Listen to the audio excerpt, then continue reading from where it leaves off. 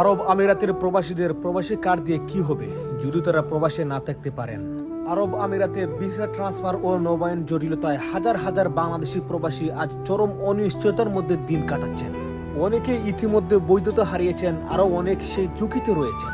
প্রবাসীদের জন্য বিভিন্ন উদ্যোগ ও কার্ড চালু করা হলেও সবচেয়ে গুরুত্বপূর্ণ বিষয় হলো তাদের কর্মসংস্থান ও বৈধ অবস্থান নিশ্চিত করা। প্রবাসীরা যদি কাজ হারান এবং বৈধ অবস্থানে না থাকতে পারেন, তাহলে এসব সুবিধার মূল্য কতটুকু? এই মুহূর্তে প্রবাসীদের সমস্যা সমাধানে দ্রুত কার্যকর পদক্ষেপ নেওয়া অতি জরুরি। কারণ প্রবাসীরা শুধু নিজের পরিবারের নয়, দেশের অর্থনীতির প্রধান এবং প্রথম চালিকা শক্তি। প্রবাসীদের ন্যায্য দাবি সমস্যার দ্রুত সমাধান চাই আমরা দুবাই প্রবাসী। আর আপনারা সবাই এই ভিডিওটি বেশি বেশি করে শেয়ার করুন, যাতে করে বাংলাদেশের প্রধানমন্ত্রী জনাব তারেক রহমান যাতে এই ভিডিওটি দেখতে পারেন এবং দুবাই ভিসা খোলার বিষয় নিয়ে যাতে একটা পদক্ষেপ নিতে পারেন।